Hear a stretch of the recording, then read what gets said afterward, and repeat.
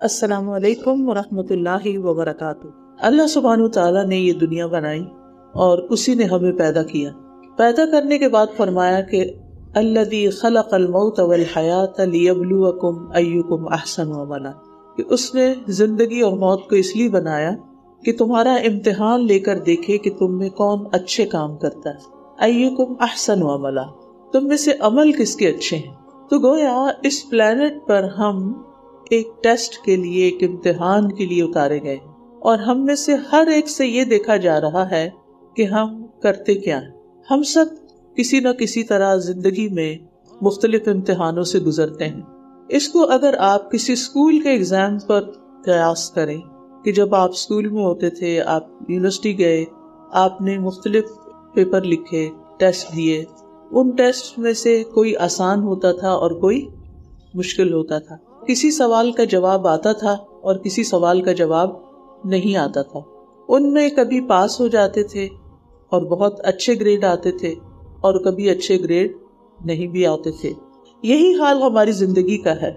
हम हर लम्हा आजमाए जा रहे हैं। कुछ लम्हात, कुछ औकात हमारे बहुत अच्छे होते हैं, हमारी स्पिरिट्स बहुत हाई होती हैं, हमारे अंदर एक ताकत महसूस होती है, हमें लगता है कि हम हर काम कर सकते हैं, कुछ मुश्किल नहीं। लेकिन कुछ औकात ऐसे होते हैं कि हमें अपने आप से भी बेजारी होने लगती है और यूँ लगता है कि कोई भी चीज जिंदगी में ठीक नहीं, मालूम नहीं मैं क्यों पैदा हो गई और मैं क्यों यहाँ पर हूँ और मुझे क्या करना चाहिए और क्या नहीं करना चाहिए। इंसान लॉस्ट हो जाता है और ये कैफियत हर एक पर आती है। ऐसे में हर एक को सब्र की, मदद की, एनकरेजमेंट की, दूसरों के ताउन की, मोहब्बत की, केयर की, गाइडेंस की जरूरत होती है। सबसे बेहतरीन गाइडेंस हमें हमारा रब देता है, अल्लाह रब्बुल इज्जत। वो हमारी रहनुमाई करता है कि हमें किस वक्त क्या करना चाहिए। नेमतें भी आजमाइश होती हैं। जो कुछ हमें मिला हुआ है, चाहे वो हमें जिस्मानी सेहत मिली हुई है या हमें औलाद की शक्ल में कुछ मिला है या फिर हमारा घर है, हमारी जरूरियात की चीजें हैं, जो कुछ भी है हमारे पास, ये भी एक इम्तिहान है। ये सब कुछ हमें अल्लाह सुब्हानहू तआला ने दिया है, हमारा अपना इसमें कुछ नहीं। हमने कोशिश की और असबाब इख्तियार किए और अल्लाह सुब्हानहू तआला ने अपनी रहमत हम पर खोल दी। जब नेमत मिलती है तो हम समझते हैं कि ये तो एक इनाम है और हम उसको एंजॉय कर लें और हम उसको टेस्ट नहीं समझते, जबकि नेमत भी एक इम्तिहान होती है। कोई भी चीज जो हमें मिली है, छोटी से छोटी और बड़ी से बड़ी, वो भी दरअसल हमारे इम्तिहान के लिए है कि हम उसको इस्तेमाल कैसे करते हैं। हम नेमत पाकर शुक्रगुजार होते हैं या नाशुक्री करते हैं। हम उन नेमतों को अल्लाह की मर्जी के मुताबिक इस्तेमाल करते हैं, अल्लाह के रास्ते में इस्तेमाल करते हैं, अल्लाह ताला को खुश करने के लिए इस्तेमाल करते हैं, या फिर सिर्फ अपनी मर्जी करते हैं और अपने आप को खुश करने के लिए करते हैं। तो नेमतों को हम आमतौर पर इम्तिहान नहीं समझते, लेकिन बाज़ औक़ात नेमतों के साथ साथ हमारी जिंदगी में कुछ मुश्किल चीजें भी आ जाती, कुछ नापसंदीदा चीजें आ जाती, कुछ नागवार लम्हे आ जाते हैं।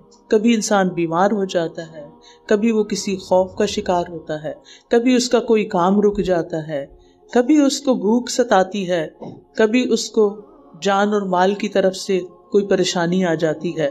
इसको तो हम इम्तिहान समझते हैं, इसको तो हम आजमाइश समझते हैं, लेकिन इस आजमाइश में करना क्या चाहिए आमतौर पर हम ये भूल जाते हैं। क्योंकि जब तकलीफ आती है तो हमें अपनी पड़ जाती है, फिर हम सेल्फ पिटी का शिकार हो जाते हैं और उस वक्त उस मुश्किल से कैसे निकले, बहुत से लोग अपना होशो हवास खो बैठते हैं, उम्मीद छोड़ बैठते हैं, मायूसी की तरफ जाने लगते हैं। जबकि हमें ऐसे मौके पर क्या करना चाहिए, अल्लाह सुब्हानहू तआला की तरफ रुजू करना चाहिए। अल्लाह ताला कुरान मजीद में सूरत अल-बकरा में जो बिल्कुल पहले पहले अहकामात हैं उनमें फरमाते हैं, या अय्युहल्लज़ीना आमनुस्तईनु बिस्सब्रि वस्सलात, ऐ लोगो जो ईमान लाए हो, सब्र और सलात से मदद हासिल करो, क्योंकि मुश्किल आने का भी कोई मकसद होता है। तो सब्र से मदद लो, यानी तकलीफ के वक्त सबसे पहला काम क्या करना है, सब्र करना है। सब्र करने का मतलब क्या है कि हमने जजा फजा नहीं करना, हमने बेचैनी का इजहार नहीं करना, हमने रोना धोना नहीं डाल देना, हमने हाल दुहाई नहीं डाल देनी। मैं ये लफ्ज़ पंजाबी के इसलिए बोल रही हूँ कि मुझे इसके पैरेलल उर्दू में नहीं मिल रहे, ताकि आप बात समझ जाएं।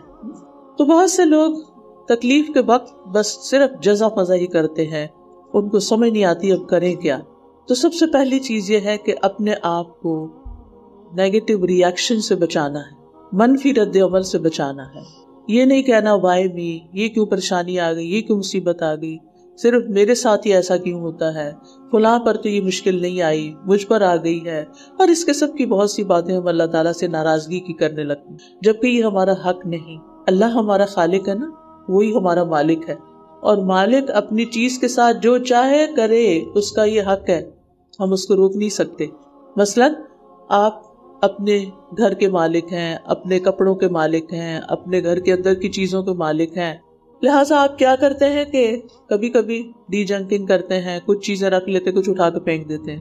تو کوئی آپ سے نہیں پوچھتا کہ ہائے وہ اتنی اچھی بوٹل تھی تم نے پھینک کیوں دی، وہ فلاں اتنی اچھی چیز تھی، اتنے اچھے کپڑے تھے تمہارے نکال کیوں دیے. آپ کیا کہتے ہیں، میرے کپڑے میری مرضی، میں رکھوں تو میری مرضی، میں نکال دوں تو میری مرضی. اس سے زیادہ حق اللہ سبحانہ تعالیٰ کا ہے ہمارے بارے میں. جس کو چاہے دنیا میں رکھے، جس کو چاہے لے جائے، جس کو چاہے عزت دے، جس کو چاہے عزت اس سے لے لے، جس کو چاہے مال دے، جس سے چاہے لے لے، جس کو چاہے اولاد دے اور جس سے چاہے اولاد واپس لے لے، کیونکہ اصل مالک تو وہ ہے. ہمارے پاس تو یہ ساری چیزیں امانتیں ہیں. لہٰذا پہلا کام کیا کرنا ہے کہ جب بھی کوئی مشکل والا ٹیسٹ آ جائے نا، تو اس وقت صبر سے کام لینا ہے. دوسرا کام کیا کرنا ہے، والصلاۃ، نماز. اور صلاۃ عربی زبان میں دعا کو بھی کہتے ہیں، یعنی دعا سے مدد لینی. دیر اینڈ دین اللہ تعالیٰ کو پکارنا ہے، انا للہ و انا الیہ راجعون کہنا ہے. اللہم اجرنی فی مصیبتی واخلف لی خیرا منہا. اللہ میری مصیبت کا مجھے اجر عطا فرما اور مجھے اس سے بہتر چیز عطا فرما. تو جتنی بھی ہماری ضروریات ہیں اس زندگی کی، اور نہ صرف اس زندگی کی بلکہ ہماری زندگی کا تو یہ سفر ابھی جاری ہے نا، ابھی آخری منزل نہیں آئی. مومن کی آخری منزل جنت ہوتی. تو جنت تک پہنچنے تک، اس منزل تک پہنچنے تک کیا کرنا ہے، صبر سے کام لینا اور اپنی ضروریات کو اپنے رب کے سامنے پیش کرنا ہے. پھر اللہ تعالیٰ کا کام ہے وہ ہمارے لیے اسباب بنا دے گا جن کو اختیار کر کے ہم آگے پار چلے جائیں گے. اور وہ تو اسباب کے بغیر بھی ہمیں اٹھا کر کہیں سے کہیں لے جا سکتا ہے، اس کے لیے تو کچھ بھی مشکل نہیں. لہٰذا ہر مشکل گھڑی میں ہم نے کیا کرنا ہے، اللہ کو پکارنا ہے، اس سے دعا کرنی ہے، اس سے سوال کرنا ہے، اس کے آگے گڑ گڑانا ہے. کیونکہ دعا آزمائشوں کی دشمن ہے. یہ یاد رہے گا جملہ، کیا کہا میں نے، دعا آزمائشوں کی دشمن. آزمائش آ جائے، اپنے نفس میں آ جائے، دل میں کوئی پریشانی آ جائے، جسمانی تکلیف ہو، بیماری ہو، پریشانی کچھ بھی ہو، دعا دعا دعا، اللہ کی طرف رجوع، اللہ سے مانگنا. اور اس کے لیے کوئی ضروری نہیں ہوتا کہ ہر وقت ہم بہت بڑی فارمیلٹی میں ہوں. اس کے لیے بس دیر اینڈ دین اللہ یا رب یا رحمان یا رحیم یا کریم یا عزیز یا ذی الجلال والاکرام یا بدیع السماوات والارض یا حی یا قیوم، جو بھی اللہ سبحانہ تعالیٰ کے اچھے اچھے نام ہیں ان سے اس کو پکارنا شروع کر دیں. اور اس کے لیے آپ کو نام آنے چاہیے. اور ویسے بھی جس سے محبت ہوتی ہے اس کے نام تو سارے ہی آتے ہیں نا، سارے نام پتہ ہوتے ہیں. لہٰذا ایک کام آپ نے یہ ضرور کرنا ہے کہ اللہ سبحانہ تعالیٰ کے ناموں کو زبانی یاد کرنا ہے. ایک ایپ ہے الاسماء الحسنی کے نام سے، اس میں پورے جتنے بھی مجھے معلوم تھے نام، جتنی میں کر سکی ان سب کی ایکسپلینیشن دی ہوئی ہے تاکہ نام سمجھ بھی آئے. تو اگر ایک ایک نام روز سن لیں تو کچھ عرصے میں ہم سارے ناموں کو پہچان جائیں گے اور ہمیں پتہ چل جائے گا کہ ہمارا رب کون ہے، وہ کیا کیا کرتا ہے. اور پھر رب سے ہم دعائیں کر سکتے ہیں ان ناموں کے ساتھ. تو مثلا آپ بیمار ہیں تو آپ کیا کہیں گے، یا شافی. اور اس طرح بھی کہہ سکتے ہیں کہ انت الطبیب و انت الشافی، تو ہی شفا دینے والا ہے. یا رحیم یا کریم، یعنی اللہ تعالیٰ کے ناموں کے ساتھ پکارا کرے، کیونکہ اللہ تعالیٰ خود فرماتے ہیں وَلِلَّهِ الْأَسْمَاءُ الْحُسْنَى فَادْعُوهُ بِهَا. اللہ کے اچھے اچھے نام ہیں، ان ناموں سے اس کو پکارا کرو. یعنی اس کے نام لے کے اس کو پسند ہے. جب کوئی آپ کا نام لیتا ہے آپ کو کیسا لگتا ہے، اچھا لگتا ہے. جب کوئی آپ کا نام لیتا ہے تو اچھا لگتا ہے. وَلِلَّهِ الْمَثَلُ الْأَعْلَىٰ، اللہ کی مثال تو بہت ہی بلند ہے، وہ ہم انسانوں جیسا نہیں. لیکن جب کوئی اس کا نام لے کے اس کو پکارتا ہے، یا اللہ کہتا ہے، یا رب کہتا ہے، یا ربی، یا کریم، یا مجیب، یا قریب، تو کیا ہوتا ہے، اللہ تعالیٰ کو بہت اچھا لگتا ہے. اللہ تعالیٰ خوش ہو جاتا ہے کہ یہ بندہ مجھے پکار رہا ہے، کسی اور کو نہیں پکار رہا. کیونکہ کچھ لوگ ذرا تکلیف کہتے ہیں ہائے اماں، ہائے ابا، اماں ابا کو پکارنے لگتے ہیں، یا فلاں اور کچھ لوگ کس کس کو پکارنے لگتے ہیں، یعنی کچھ لوگ پیروں کو پکارنے لگتے ہیں، ولیوں کو پکارنے لگتے ہیں، بزرگوں کو پکارنے لگتے ہیں، اور آپ کو پتہ یہ شرک ہے۔ مشکل گھڑی میں صرف اور صرف اور صرف اللہ سبحانہ تعالیٰ کو ہی پکارنا چاہیے اور اسی سے مدد مانگنی چاہیے، کیونکہ لیس کمثلہ شیء، اس جیسا تو کوئی ہے ہی نہیں۔ جو کام وہ کر سکتا ہے وہ تو کوئی اور کر ہی نہیں سکتا۔ ساری اختیارات اللہ تعالیٰ کے پاس ہیں، ساری قوتیں اس کے پاس ہیں، اس کو کسی سے لینا نہیں پڑتا، اسے کسی سے مانگنا نہیں پڑتا، اسے کسی سے پوچھنے کی ضرورت ہی نہیں ہے، وہ خود سب کچھ دے سکتا ہے۔ ہم ہر سپارے میں پڑھتے انہ علی کل شیء قدیر، بے شک وہ ہر چیز پر پوری طرح قادر ہے، ہر چیز کر سکتا ہے، اس کے لیے کوئی چیز مشکل ہے ہی نہیں۔ اور پھر آپ دیکھیے کہ جب ہم اس کو پکارتے ہیں وہ سنتا ہے یا نہیں؟ سنتا ہے نا۔ اماں کو پکارے تو اماں تو پاکستان میں ہوں گی یا انڈیا میں ہوں گی، وہ تو نہیں سنیں گی۔ فون کریں گے تو وہ سو رہی ہوں گی یا ٹائرڈ ہوں گی، یا یہ کہ اسے کہہ دو اپنے مسئلے کو حل کرے، روز مجھے نہیں کہانی سنائے۔ انسان تو خود محتاج ہیں، انسانوں کی تو اپنی ضروریات ہیں، وہ تو اپنی ضروریات پوری کرنے میں مشکل ان کو ہوتی ہے۔ ہمیں اپنے کاموں سے فرصت ملتی ہے؟ ہم سب کتنے مصروف ہیں، اور کچھ نہیں تو فون میں ہی مصروف رہتے ہیں۔ ہماری مصروفیت کا ایک بڑا حصہ ہمارا فون ہے، اسی میں لگے رہتے ہیں۔ تو جب اللہ سبحانہ تعالیٰ کو ہم پکارتے ہیں، رات کو پکارے، دن کو پکارے، لا تأخذہ سنۃ ولا نوم، نہ اس کو نیند آتی ہے نہ اس کو اونگ آتی ہے، جب بھی آپ اسے پکارے، بلکہ دن کی نسبت رات کو پکارنا زیادہ اچھا ہے۔ وہ رات کی پچھلے پہر بندوں کو خود مخاطب کرتا ہے کوئی مانگنے والا تو مجھ سے مانگے، میں اسے دوں۔ جو تہجد کا وقت ہوتا ہے نا، سحری کا وقت، فجر سے پہلے گھنٹہ 2 گھنٹہ یا جو بھی ٹائم ہوتا ہے، 1/3 آف دا نائٹ، جو لاسٹ 1/3 آف دا نائٹ ہوتا ہے، تو اس وقت جب آپ دعائیں کرتے ہیں تو وہ دعائیں آپ کی زیادہ سنی جاتی ہیں۔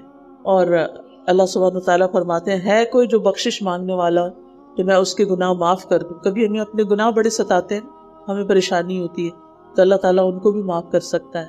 اگر ہمارے گناہ آسمانوں تک بھی پہنچ جائیں نا، اور پھر ہمیں ریگریٹ ہو، پھر ہم شرمندہ ہوں، پھر ہم معافی مانگیں، تو اللہ تعالیٰ پھر بھی معاف کر دیتا ہے۔ اس سے تو مایوس ہونا ہی نہیں۔ لہٰذا ہمیں سب سے پہلے مشکل وقت میں کیا کرنا ہے؟ آئندہ اللہ کو پکارنا، اور تکرار سے پکارنا ہے، بار بار پکارنا ہے، پکارتے ہی چلے جانا ہے۔ راہ چلتے ہوئے، واک کرتے ہوئے، کھانا پکاتے ہوئے، لیٹتے ہوئے، جاگتے ہوئے، کوئی آپ کو کام یاد آ جائے، کوئی ضرورت یاد آ جائے، کوئی مشکل دل پہ آ جائے، کوئی اداسی چھا جائے، کیا کرنا ہے؟ اللہ تو ہے نا، تو کر سکتا ہے نا۔ اچھے اچھے ناموں سے پکارنے کے بعد اپنی زبان میں آ جائے، جو بھی آپ کی مادری زبان ہے۔ جیسے میری مدر کی زبان پنجابی تھی، تو میں جب میری بہت جو خاص دعا ہوتی ہے نا، تو میں اس میں پنجابی میں دعائیں کرنے لگتی ہوں، کیونکہ مجھے ایسا لگتا ہے کہ جیسے نا یہ میں اپنے دل کی بات کہہ رہی ہوں۔ بچپن میں جو زبان سنی ہوتی ہے نا ماں باپ کی زبان سے، وہ اس میں ہم زیادہ فرینکنس محسوس کرتے ہیں۔ اگر اردو ہے تو اردو، انگلش ہے تو انگلش، پرشین ہے تو پرشین، جو بھی آپ کی زبان ہے اس میں آپ اپنے رب سے باتیں کریں۔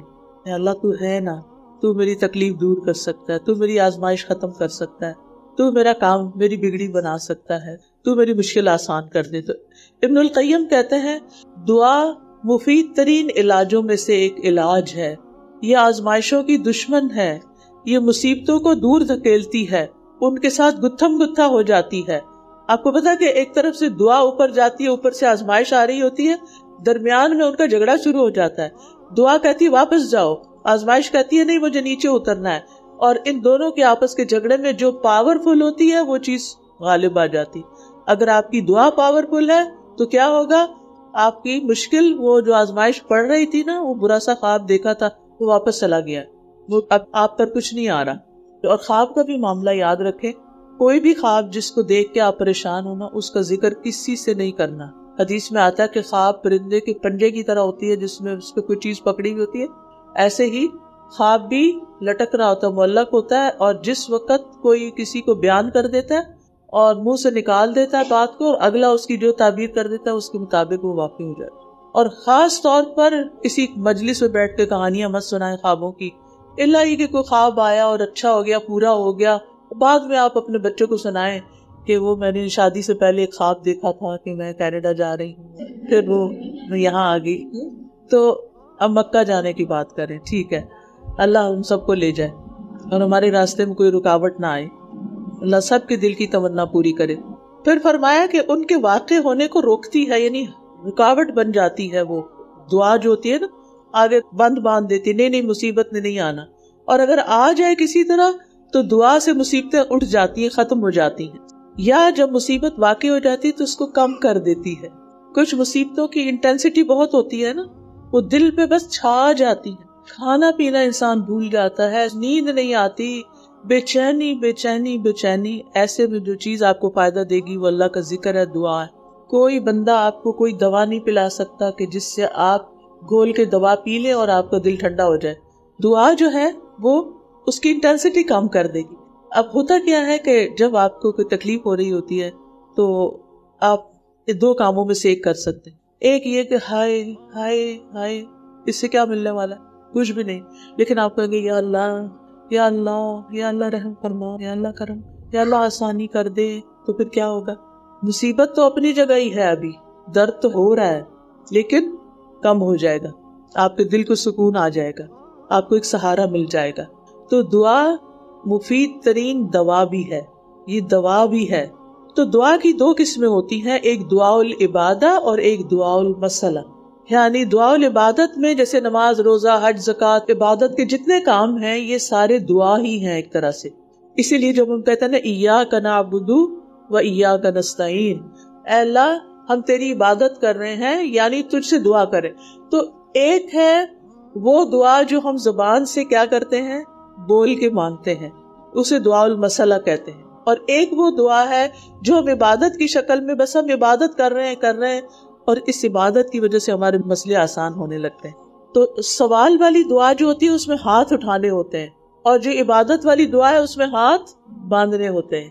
اسی لیے آپ نے سنا ہوگا نا کہ لوگ کہتے ہیں نماز کے بعد ہاتھ اٹھا کے نہیں دعا کرتے، کیونکہ وہ عبادت ہے. تو اس میں آپ جہاں رکھے ہوئے ہاتھ وہیں رکھ کے جو دل میں آئے دعائیں پڑھتے جائیں. بلکہ اتحیات میں درود شریف کے بعد جتنی آپ کو دعائیں زبانی یاد ہیں وہ آپ وہاں پڑھ سکتے ہیں، وہ قبولیت کا وقت ہوتا ہے. اور پھر فرض نماز کے بعد بھی آپ مانگ سکتے ہیں. دعا کے لیے کوئی وقت مقرر نہیں ہے، لیکن عبادت کے آس پاس دعا کرنا فائدہ مند ہوتا ہے. جیسے روزہ دار کے دن میں دعائیں قبول ہوتی ہیں، پھر اسی طرح حج پہ جاتے ہیں تو سب اور بھی اپنی دعائیں ہمیں دے دیتے ہیں، ہمارے لیے بھی کر کے آنا، وہاں دعائیں قبول ہوتی ہیں. طواف کرتے ہوئے، سعی کرتے ہوئے، اور زمزم پیتے ہوئے، اور پھر اگر حج کر رہے ہیں تو منا میں، عرفات تو ہے ہی دعاؤں کا وقت، اس میں تو اور کوئی عبادت ہی نہیں سوائے دعاؤں کے اور اللہ کا ذکر کرنے کی. اور اس میں سے بہترین دعا کیا ہے؟ لا الہ الا اللہ وحدہ لا شریک لہ لہ الملک ولہ الحمد وہو علی کل شیء قدیر. تو ہمیں کیا کرنا ہے کہ ہم نماز کے اندر بھی دعا کرتے رہیں، اور اس کے علاوہ روزہ رکھ کے بھی دعا کریں، صدقہ خیرات کر کے بھی دعا کریں، اور نماز پڑھ کے بھی. اللہ سبحانہ وتعالیٰ فرماتے ہیں وَقَالَ رَبُّكُمُ ادْعُونِي أَسْتَجِبْ لَكُمْ، تمہارے رب نے فرمایا کہ مجھ سے دعا کرو، میں تمہاری دعا قبول کروں گا. یہ اللہ کا وعدہ ہے. کیا اللہ اپنا وعدہ پورا کرتا ہے نا؟ وہ اپنے وعدے کے خلاف نہیں جاتا. لیکن ہم تو کہتے ہیں اتنے دن سے دعا کر رہے ہیں، ہماری دعا نہیں سنی جا رہی. نہیں، سنی جا چکی ہے. صرف یہ ہے کہ دعاؤں کی قبولیت کے 3 طریقے ہیں. ایک یہ کہ جو آپ مانگ رہے ہیں وہ آپ کو مل جائے. دوسرا یہ کہ وہ تو نہ ملے لیکن اس دعا کی وجہ سے کوئی اور مصیبت ٹل جائے. ٹھیک ہے؟ دوسرا کیا ہے؟ دعا کی وجہ سے یہ چیز تو نہیں ملے جو آپ مانگ رہے ہیں، لیکن کوئی اور مصیبت جو آ رہی تھی وہ ٹل جائے. اب ہم کہتے ہیں ہماری دعا قبول نہیں ہوئی، حالانکہ ہو چکی ہوتی ہے، ہماری مصیبت ٹل چکی ہوتی ہے، وہ ہمیں پتہ نہیں نا، اس لیے ہم بے صبرے ہوتے ہیں کہ ہماری دعا نہیں سنی جا رہی. تیسرا طریقہ کیا ہے کہ اللہ تعالیٰ قیامت کے دن کے لیے جمع کر رہا ہے.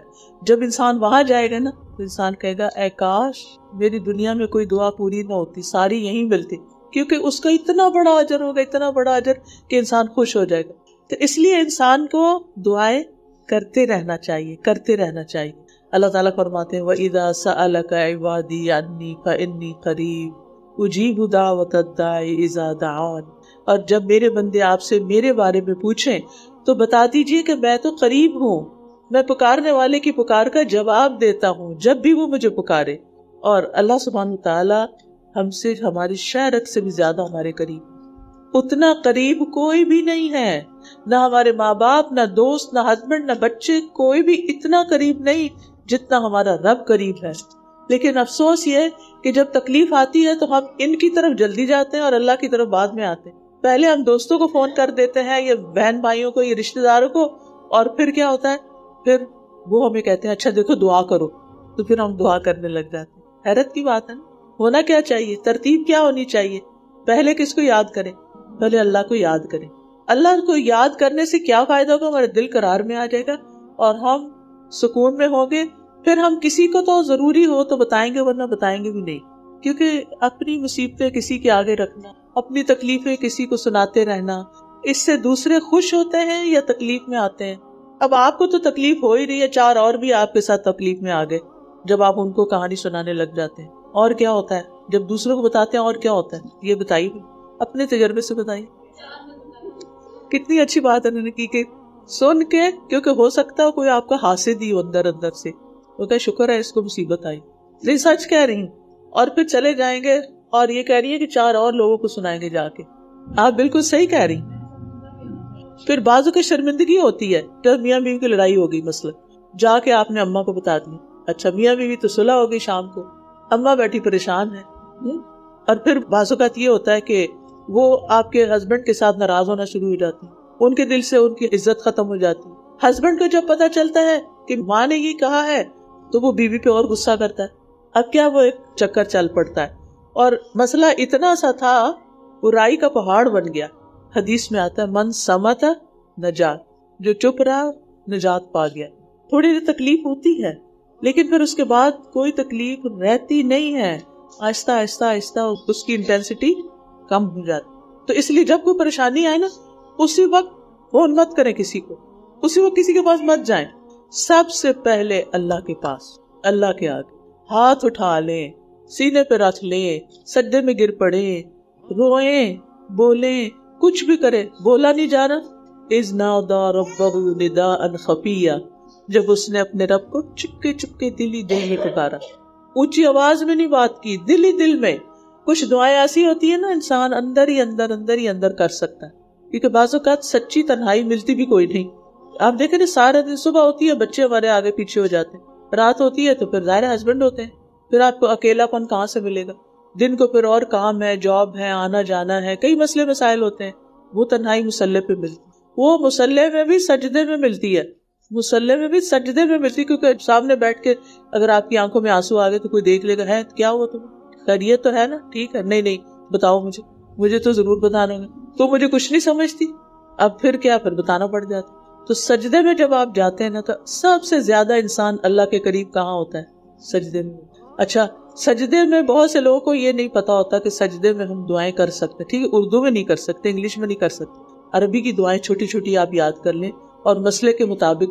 اور اگر کچھ بھی نہیں نہ آتا، کوئی دعا نہیں آتی، یہ سب کو آتی ہے، یا حی یا قیوم برحمتک استغیث، یہ تو سب کو آتا ہے، اس میں تو کوئی مشکل نہیں۔ آپ سجدے میں پڑھیں اور کہیں یا حی یا قیوم برحمتک استغیث، جب اللہ کی رحمت آ گئی تو کیا ہوگا؟ مسئلہ حل ہو جائے گا۔ اللہ کی رحمت آ گئی، آپ کے دل کو قرار آ جائے گا، لہٰذا اللہ سبحانہ تعالیٰ کی طرف رجوع کریں۔ اور پھر جب ہم رکوع کر رہے ہوتے ہیں اور کھڑے ہوتے ہیں تو کیا کہتے ہیں؟ سمع اللہ لمن حمدہ۔ اس کا کیا مطلب؟ سن لیا اللہ نے اس کو جس نے اس کی تعریف کی۔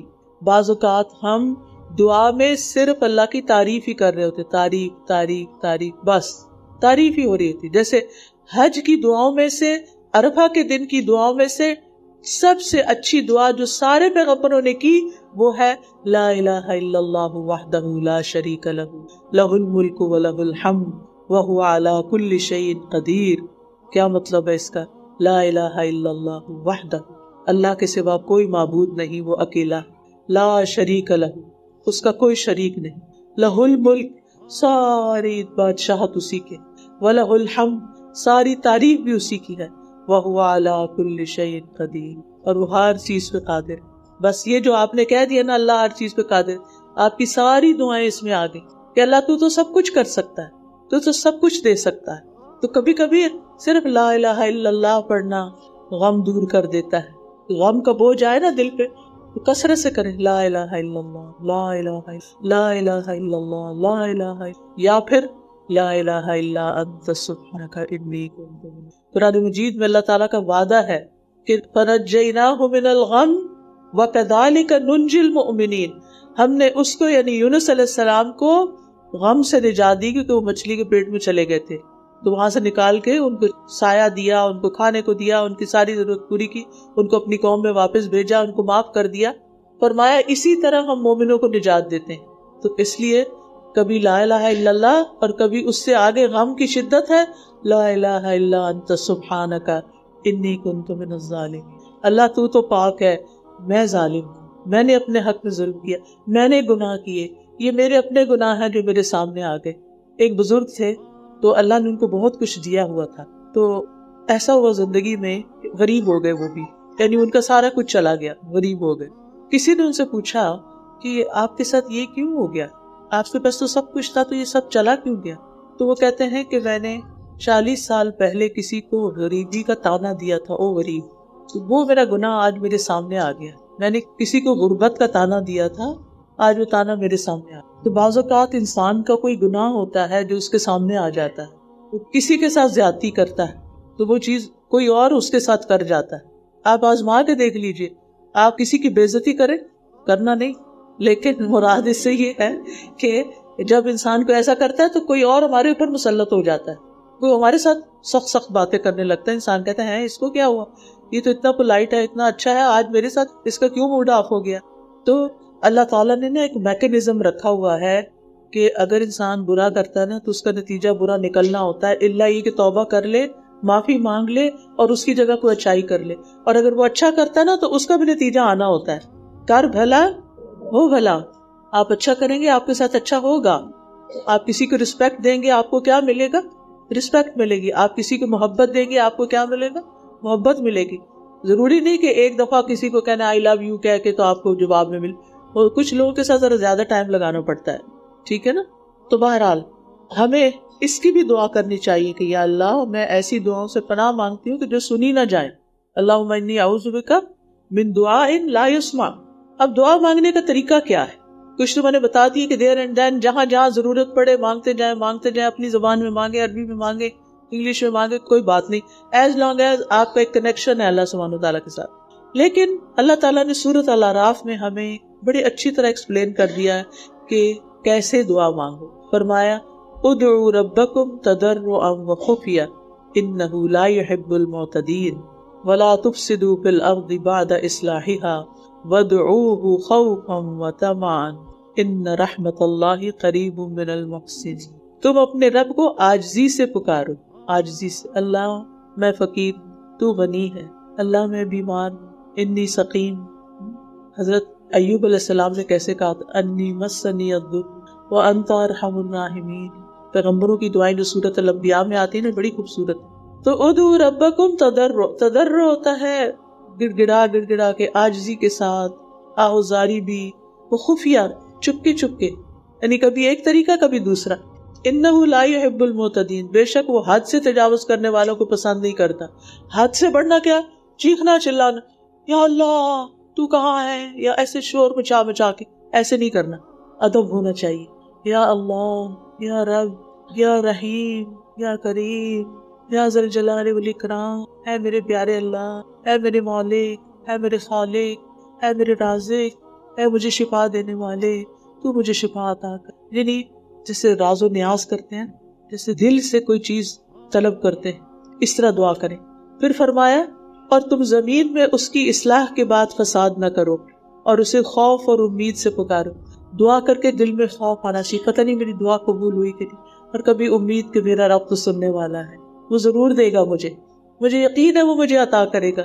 یا اللہ تیرے سوا میرا کوئی نہیں، میں تیرے ہی در پہ آیا ہوں، مجھے تجھی سے لینا ہے، مجھے نہیں پتا، میں تو آپ ہی کو جانتی ہوں، آپ ہی میری مشکل آسان کریں، آپ میرا ہی مسئلہ حل کر دیں۔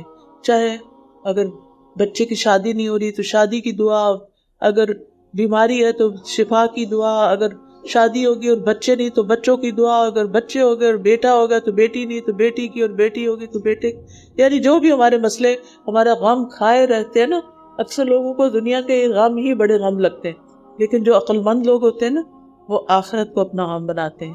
یہ تو گزر گئی جیسی بھی گزرنی تھی اور گزر جائے گی باقی بھی جو رہ گئی. اصل مسئلہ کہاں ہے؟ آخرت.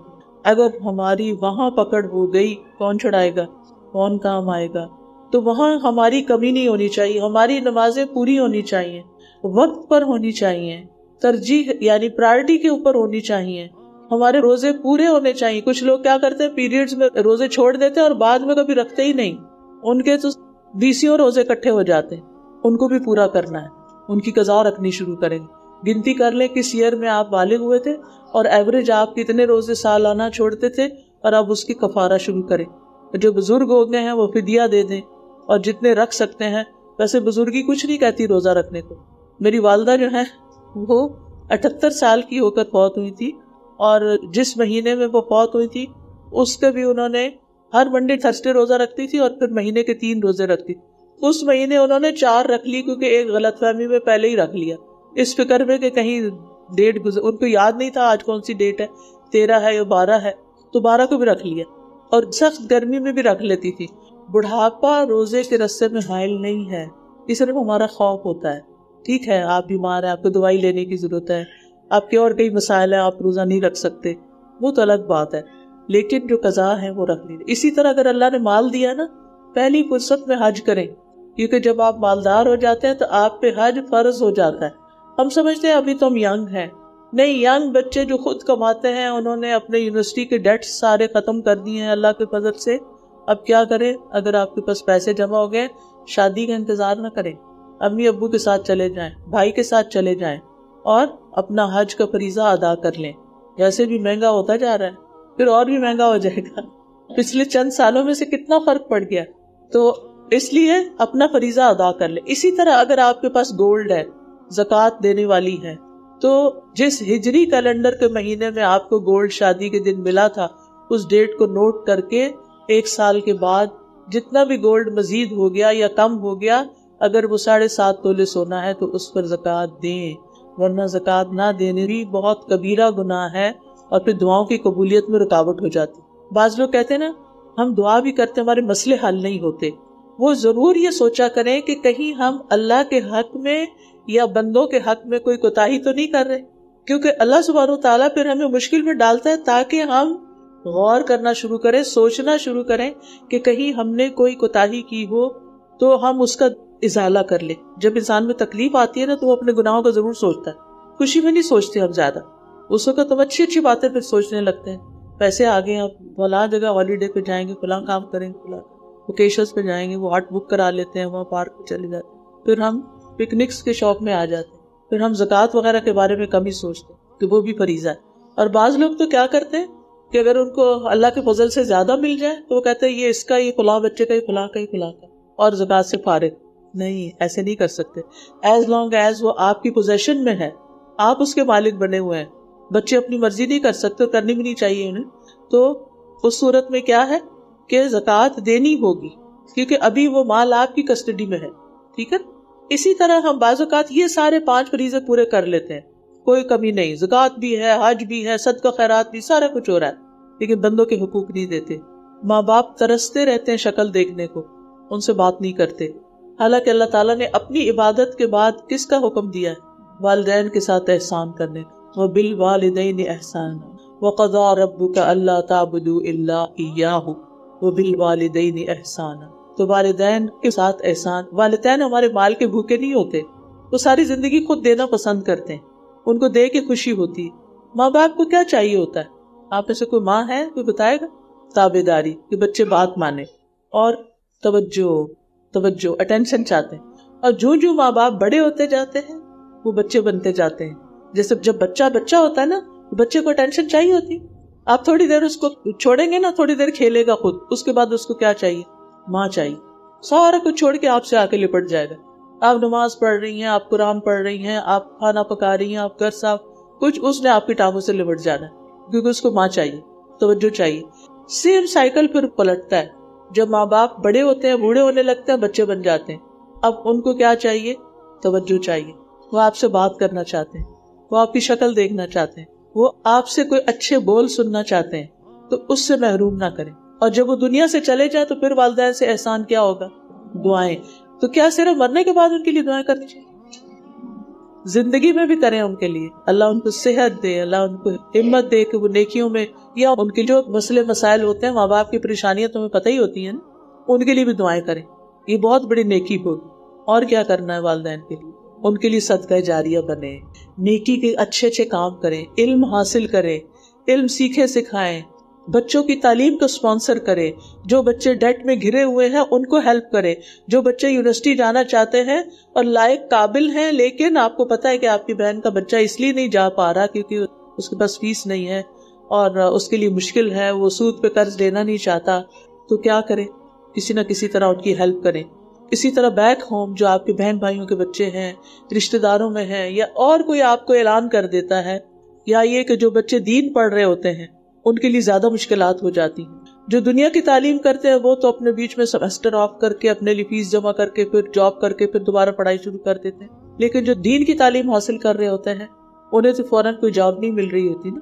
تو اگر یہ ہمارے امام اور ہمارے اسکالرز دین کی تعلیم حاصل نہ کریں تو پھر ہمارے جنازے کون پڑھائے گا, نکاح کون پڑھائے گا, نمازیں کون پڑھائے گا, تراویحیں کون پڑھائے گا؟ تو پہلا حق بنتا ہے کہ ہم ان کی بھی کیئر کریں. ٹھیک ہے. بہرحال پھر اس کے بعد رشتہ داروں سے احسان, نیبر سے, جس سے بھی ملے.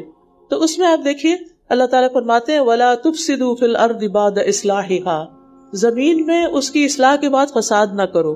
وَادْعُوهُ خَوْفًا وَطَمَعًا, خوف اور امید سے پکارو. اور اللہ تعالیٰ نے کلو دے دیا کہ دعا کیسے قبول ہوگی. إِنَّ رَحْمَتَ اللَّهِ قَرِيبٌ مِّنَ الْمُحْسِنِينَ, جو محسن ہوتے ہیں نا, جو دوسروں کے ساتھ احسان کا برتاؤ کرتے ہیں, جو نیکیاں کرتے ہیں, اللہ کی رحمت ان پہ جلدی آتی ہے. لہٰذا جب دعا کریں ساتھ صدقہ کریں. جیسے آپ دوا لینے لگتے ہیں نا, پہلے صدقہ ڈال دیں پھر دوا لیں, اس سے کیا ہوگا؟ دوائی جلدی اثر کرے گی. تجربہ کر کے دیکھیں. اسی طرح آپ کو بچہ نہیں کھاتا, آپ کسی کے بچے کو کھلائیں. آپ کو کوئی تکلیف ہو رہی ہے, آپ کسی کی مدد کریں, تو انشاءاللہ اس سے آپ کے مسائل حل ہونا شروع ہو جائیں گے. پھر آپ دیکھیے کہ بعض دعائیں ہم امید سے مانگتے ہیں, بعض ہم خوف سے بھی مانگتے ہیں. اللہ تعالیٰ کو ہماری دعا کی ضرورت نہیں, لیکن اللہ تعالیٰ کو دعا کرنے والے لوگ پسند ہیں, اور جو دعا نہیں کرتے اللہ تعالیٰ ان سے ناراض ہوتے ہیں کہ یہ مانگتے کیوں نہیں. اور پھر اللہ تعالیٰ کے نزدیک دعا سے بڑھ کر کوئی چیز عزت والی نہیں. لیس شیء اکرم علی اللہ من الدعاء, اللہ کے ہاں دعا سے بڑھ کر کوئی چیز عزت والی نہیں. جب آپ بندوں سے مانگتے ہیں, ان کے آگے ہاتھ پھیلاتے ہیں, تو کیا ہوتا ہے؟ شرمندگی ہوتی ہے, ذلت محسوس ہوتی ہے. وہ دے یا نہ دے, باتیں بنائیں, دے کے ذلیل کریں, کچھ بھی ہو سکتا ہے نا, کرتے ہیں نا لوگ. اللہ تعالیٰ سے نہ مانگے تو ناراض ہوتا ہے, اللہ تعالیٰ کے آگے ہاتھ پھیلائے. ان اللہ حی کریم, اللہ بڑی حیا والا ہے, بڑا کرم فرمانے والا ہے. وہ جب بندہ اپنے ہاتھ اٹھا کے دعا کرتا ہے تو اللہ تعالیٰ کو شرم آتی ہے کہ اس کے ہاتھ خالی جائیں. وہ قبول کرتا ہے, وہ سنتا ہے. تو اس لیے اللہ سے مانگتے رہنا ہے. حدیث میں آتا ہے من لم یسأل اللہ یغضب علیہ, جو اللہ سے مانگتا نہیں اللہ اس سے ناراض ہوتا ہے. اچھا, کچھ لوگوں کی یہ حجت ہوتی ہے, اللہ کو پتا تو ہے نا مجھے کیا چاہیے, پھر میں کیوں مانگوں. نہیں, یہ ایکشن کہ اللہ سے مانگنا یہ اللہ کو پسند ہے, اسی لیے دعا کو عبادت قرار دیا گیا ہے. کیونکہ اللہ تعالیٰ ان لوگوں سے محبت کرتے ہیں جو اس سے دعا کرتے ہیں, جو اللہ تعالیٰ کو اپنا بڑا مان لیتے ہیں. کیونکہ آپ مانگتے اسی سے نا جس کو آپ بڑا سمجھتے ہیں, جس سے آپ کو توقع ہوتی ہے کہ وہ آپ کو کچھ دے گا. بخیل سے تو نہیں مانگتے نا. پھر اسی طرح دعا نہ کرنے تکبر کی علامت ہے.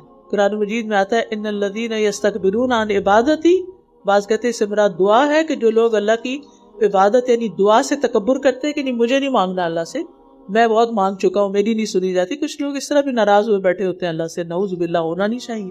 ایسے لوگ کی سزا بھی بڑی سخت ہے, سیدخلون جہنم داخرین, اللہ ان کو ذلیل کر کے جہنم میں ڈالے گا. تو اس لیے ہمیں کیا کرنا چاہیے؟